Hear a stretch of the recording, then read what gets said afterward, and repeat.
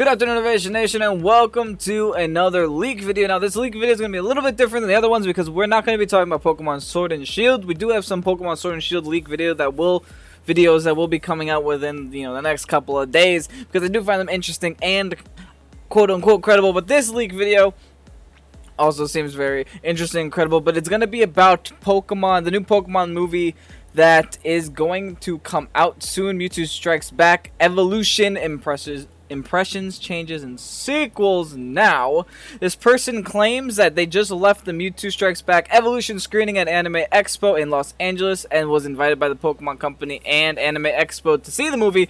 So they're going to talk about the plot of the movie. And I want to go over this because this movie has a little bit of controversy behind it because of the animation style and because it's technically just a rehash of, the original movie, Pokemon the first movie.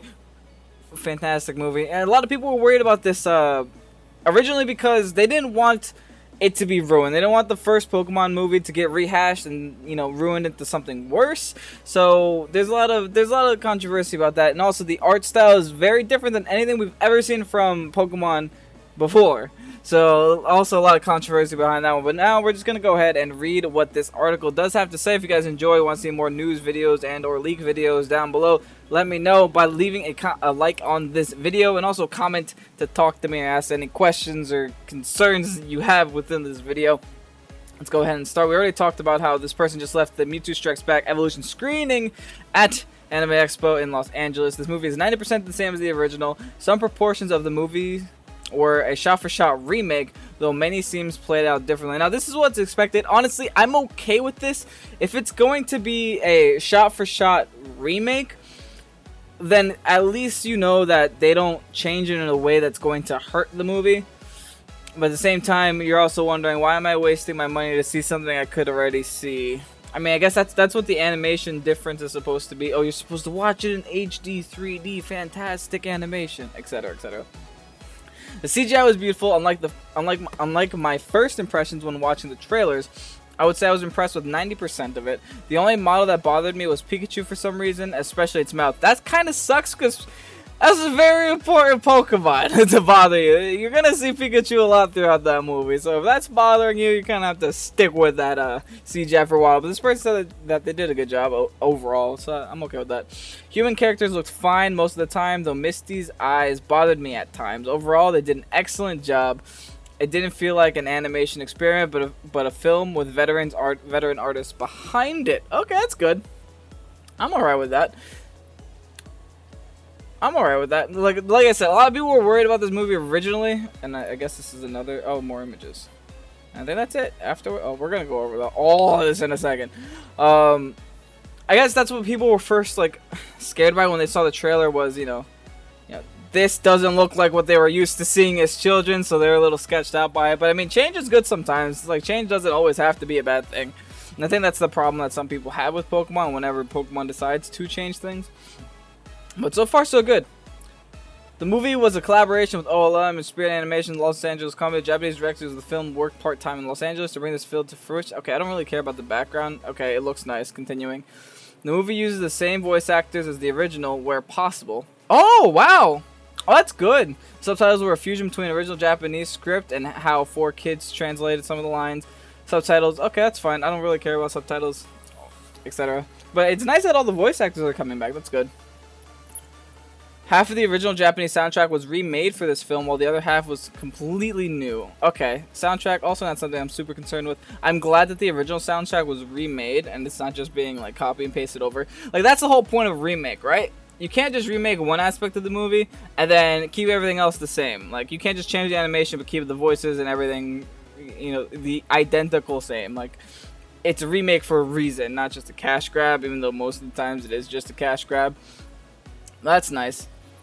Themes and stuff were remade with original singers. That's so good. Before the film started, I spotted Katakami, one of the producers, called him over and asked him a bunch of questions since there were no interview opportunities. He revealed to me that the Pokemon Company had to get the rights to the movie from Shudo's estate, the original writer of the film. I also asked him if this is why Mewtwo in the Genesect movie was different. Okay, whatever. Since he's the producer of the Detective Pikachu film, I also asked him if there would be more live action films. He said that the Pokemon Company was trying to determine if they wanted to go in that direction. They wanted to take their time to see how audiences respond to the first film. I think Detective Pikachu's response wasn't entirely terrible. It wasn't what they're expecting, but I think it was okay. Etc, etc. Okay, gotta see this one. This is the important post. This is just an impression, and like it has logistics. This is the important post. This is where it talks about what exactly goes on. The Pokemon Company logo was updated. It features Pikachu running in a yellow version with a Game Boy. Oh, that's cute. And then jumping out of the Game Boy in its anime form, revealing Pokemon Company logo. The Lab Mewtwo is in and has been redesigned. It's much brighter and white. It's not dark and mysterious like before. Mewtwo destroys it like before, but the destruction isn't as directed as the humans. Isn't directed towards the humans, more the building itself. That's expected in like this PG era of Pokemon. Pokemon was a lot different back then, but right now it's like very, very directed towards kids. You can't show, you know, some being attacking humans. I guess just to make it seem like Mewtwo isn't 100% evil, I guess. The robot arms that constrained Mewtwo before are not present. I guess also, you know, just to make it more childish or less risque. The scientists try to use force field to restrain Mewtwo, which fails. Okay. Mewtwo's armor was redesigned as we already knew. However, unlike the original film, Giovanni is able to use it to physically constrict Mewtwo with a remote control. He does this when Mewtwo tries to escape from from the Viridian City gym, but Mewtwo breaks free, then blows the gym up like before. Oh my god. Okay, so he got a remote control. That's good. The character design of Sailor with a Don fan, Raymond, has been slightly redesigned. He now has a six-pack and different clothes. My boy went to the gym. Different clothes and hair. Okay, so he's gonna... Okay, so they completely changed his appearance, essentially. He has the same American voice actor as the original Japanese done, Raymond Johnson, but his "oh my god" line is no longer a shout. Feels bad. He just says it to himself. Oh, okay, that's less fine. This was hilarious line in the original Japanese version. Okay. Raymond's Donphan uses different attacks, as does Ash's Bulbasaur. Okay, so they changed the battles, essentially. Throughout the film, there are new attacks the Pokemon use, some from different generations. One of the Donphan's attack causes a fiery explosion. What the hell did Donphan do? What attack does he do? Oh, that's cool that they changed the attacks, just to accommodate that there are more moves, and Pokemon do learn more moves. I like that. Raymond has a Drowsy instead of a Golem. Oh, really? Why Drowsy? For the small part where Pikachu shocks his Venomoth Pinsir and now Drowsy. Strangely, this is the only Pokemon roster change in the whole film. The only roster change, but the battles did change. Okay, Pikachu shocks Golem. I guess the reason they did that was just because that doesn't make sense from a game standpoint, right? Like, you can't shock a Golem. Golem's immune to electricity. So they changed it to a Drowsy. Whatever. That's fine. I mean, that doesn't... I did like the Golem, though. I don't know. I like the Golem because I remember the Golem. Feels bad. Whatever. Moving on. When Mewtwo is watching Ash's battle with Raymond and his Donphan via the Furo camera, we now see Nurse Joy more clearly than in the original film. This is because she delivers exposition about each of the characters that was not in the original film, saying that Misty was the gym leader of Cerulean City and Brock was the gym leader of Pewter City. This is obviously so newer fans know who these two characters are if they didn't catch their episodes in the Sun and Moon series. Miyazaki wrote new background music for when the Dragonite takes off. It seems like half of the original film's music was replaced with new compositions as noted below. Okay, so this is something we talked about already, which is good. Remasters, I mean, you don't want to hear the same music over and over. I mean, some of the music does... I'm pretty sure they kept in the music that does yield nostalgia, but changed the music that they felt like needed changing. Yeah, I don't know. I guess we'll have to see it to believe it. Now, I'm really excited for this movie because, you know, nostalgia is just a big factor to why this will be exciting for me. Because I remember every aspect of this movie. I've watched it several times when I was younger and even when I was an adult. It's a good movie in my opinion. I know a lot of people have a lot of problems with it, but because of nostalgia, because of the memories that I have with it, it'll always be like, you know, one of my favorite movies. When Dragonite lands near Ash and crew, Charizard comes out of his Pokeball to attack it for a short bit. My boy Charizard, this is the This is to introduce Charizard's disobedient personality to new fans. Okay, so they're going in with this mentality that no one's seen it before, and no one's watched the original anime, which is good. I mean, how else do you build an audience? Like, people can't be expected to go all the way back to the Indigo League and go through every single Pokemon episode up until this point. It just doesn't happen. The background Pokemon in the waiting room of the harbor are different than the original movie. We see Pokemon like Eevee, Slowpoke, and Bellsprout. Okay, that's cool. Eevee, obviously, a very big fan favorite. Slowpoke and Bellsprout, I'm not sure if they're fan favorites, but it's nice to see them getting some movie time. Miranda, the harbor manager, has been redesigned to have longer hair. She also mentions Wingull, which is the only time in the movie when someone mentions a Pokemon from outside of Kanto. That's the only time. All the fucking Pokemon you choose Wingull. There's a new trainer that tries to make it to New Island with his Scyther. My boy threw his Scyther in the water? Or I hope he flew. I hope he flew on its back. I hope he didn't expect Scyther to swim with its sides. Use them as a rowboat oars. Like the Furo trainer, he never makes it. He died. The whole Team Rocket Viking scene has been completely changed. Oh yeah, obviously the racist scene. The racist scene has been changed, guys. Shocker.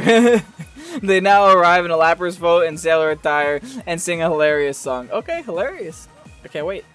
They also laugh like maniacs, which makes the audience laugh at several times. They make a reference to Cinnabar Strait in their dialogue to make reference to other parts of Kanto. They pedal the boat through the storm. They kick its motor on. The boat flies into the sky, then plunges into the water, revealing their true identities to Ash and crew. The waves overtake the boat, and the scene resumes like originally, with Misty sending out her Staryu.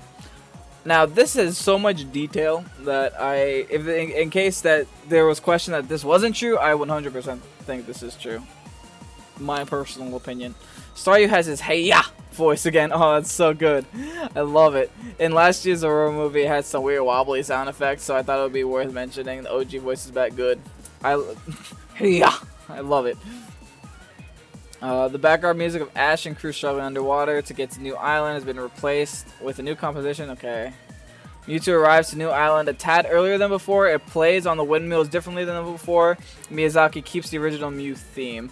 When Team Rocket is hanging off the railing outside the giant door of the banquet room, when Mewtwo is hovering behind them, they're now singing a song. Okay, this is all. Those two I find as useless information. I mean, it's not useless. I guess it's nice to mention, but it's not super important to me. When we meet the trainers in the banquet hall, there's new background music. Misty admires the male trainer's Tentacruel. She admires the Tentacruel. Oof. Then runs away and screams when Gyarados roars at her. Oh, she liked this Tentacruel, not as Gyarados, not as Shlongados. Brock also hits on the female trainer. Obvious. Again, these little moments are to flesh out the characters for new fans. Brock also makes a reference to his jelly-filled donuts. When hitting on the female trainer, which caused the audience to laugh in an uproar. That's good. There was new music when Mewtwo clones emerge from their tanks. The English subtitles still refer to the nickname Pokemon as Shell Shocker, Brute Root. Oh, this is so cute. This means the subtitles are trying to use some of the 4Kids writing. I mean, Shell Shocker! Like, that was great, dude. Come on. There's new music when the cloned Venusaur, Charizard, and Blastoise fight against the trainers. Venusaur uses Energy Ball and Leaf Storm. Those are new moves, which it didn't originally. Yep, that's what I just said. Venusaur also laughs at one point, which made the audience laugh. Venusaur laughs? What? How does a Venusaur laugh sound like? There's new music during Mewtwo's Pokeball capture scene. That scene gave me such anxiety when I was a kid. We get a tiny extra scene when those Pokeballs are like dragging Ash and like yanking at him. That gave me so much anxiety as a child.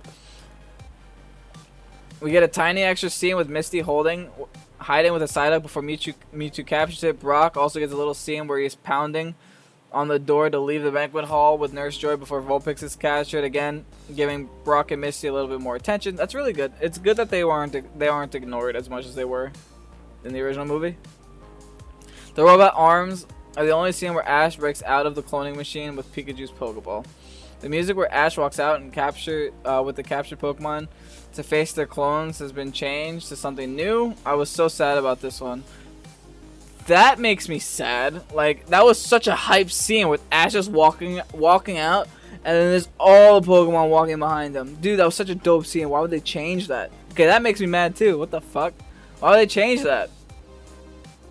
Whatever. Obviously, they're gonna change things. I'm a little disappointed with that. Like that. I don't mind if they change things here or there, like changing moves, changing battles, you know, adding the word Wingle to a person's line. But why change such a pivotal moment in the movie? Like, that was such a pivotal moment. Okay, yeah, I'm sad about that one too, boy. Don't worry. When Mew saves Ash with its bubble, it plays with Ash's hat for a bit and then puts it back on him and adjusts it. Both Nurse Joy and Brock now know who Mew is. Brock says he's read about it in a book. Nurse Joy says it's a mythical Pokemon. The franchise in general has been trying to make mythical Pokemon, legendary Pokemon, more known among people in the Pokemon world, unlike in the old days. So this wasn't a surprising change, especially since they're trying to shove Mewtwo down people's throats with Let's Go Pikachu Eevee and, you know, that whole Pokeball Plus crap. Makes sense.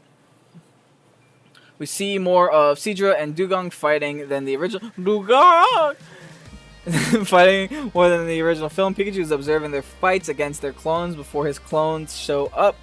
The sad music when the clones and the original Pokemon are beating each other up. Brother, my brother. The same as the original. Good. That, thank God. But has been redone and updated with a woman's. I'll be okay with it. I'll be okay with it. Why update? That's the only song they should have kept the same. Only one they should have kept the same. That's the most memorable one. When Meowth and his clone look up at the sky, we don't get the dub only line. Wait, let me read that again. When Meowth and his clone look up to the sky, we don't get the dub only line about maybe we should start looking at what's the same instead of looking what's different. Instead they talk about the moon. I guess they don't want to be too political about it. I get it, but that's the whole point. The whole point is you want to convey a message to children and, you know, people all alike. Like, stop worrying about what's different and worry about what's alike. Like that's like such a ironic thing to have, especially with that Viking scene in the original movie. But it's a message. It's sending a message, and I guess they just opt out for not doing it. A little sad about that too.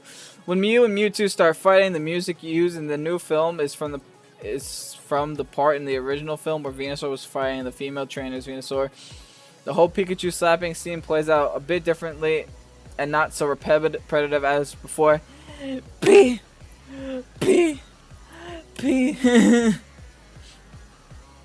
Okay, at least it doesn't take like 20 minutes. Yeah, at least it's like a little bit shorter. You kind of get the point. You know, they don't have to slap each other for like a good 2 minutes. Ash turns to shiny black stone instead of gray rock. The music used when Pokemon are crying is different from the original film. The new film uses a track from the Victini movie, then shifts to a track from the Genesect movie. That's kind of a cop-out. Why would they change it and just rehash things they already have? Whatever. Then shifts back to the original track from the original movie. Okay, at least they eventually shift back to the original track, I guess. The subtitles use Mewtwo's line about, I see now the circumstances of one's birth are irrelevant. I don't remember if that was in the original Japanese script, but I certainly used, yeah, that was 100% in the 4Kids script. That's like one of the most like pivotal lines in the whole movie. I guess since that is said, you don't kind of need the same thing said by Meowth. Just to, I don't know. I guess you don't need to say the same thing twice. That's why they took out the Meowth one. After Ash and crew are transported back to the harbor, we see Ash's backpack has his hat symbol on it. Yeah, that thing. Like in the last few movies, when Ash and the crew run outside the harbor to see Mew, we see Sugimori's artwork of Lapras literally pasted on the harbor wall. That's just a little Easter egg, I guess. After Ash and crew see Mew and walk away, we get the World of Pokemon music and narration. The credits featuring paintings of Ash, Pikachu, Misty, and Brock. After the credits, we see Mewtwo flying with the clones to Mount Kiena in the Johto region, as seen in Mewtwo Returns. Whew, that was a long read, my boys. But you know what? I cannot say that I'm disappointed. I'm glad that they changed a lot. I'm glad that the person that wrote this, or the people that wrote this, thought that the animations weren't bad and that they were actually an improvement upon the series. And honestly, this looks like, for a remaster, they put a lot of work into this. Maybe more work than Sword and Shield. They put a lot of work into this, and honestly, I am excited to see it because I'll definitely be watching it. I was a little sad to learn that some things were changed, but I'm very happy to learn that most things are the same. And I'm also glad that this isn't just like a straight copy and paste. Like I said, change is hurtful, but sometimes it's for the better. I'm sure that I'll still enjoy this movie. Let me guys know what you think down below. If you haven't already, click the subscribe button, go ahead and do so, and the like button if you enjoy videos like this. Let me guys know what you think of this movie. If you got through this with me and went through the script with me, what are your opinions? Is this gonna change your opinion on the movie? Are you gonna watch it, etc., etc.? With that said, I'm Ovation. Hope that you did enjoy. Peace out.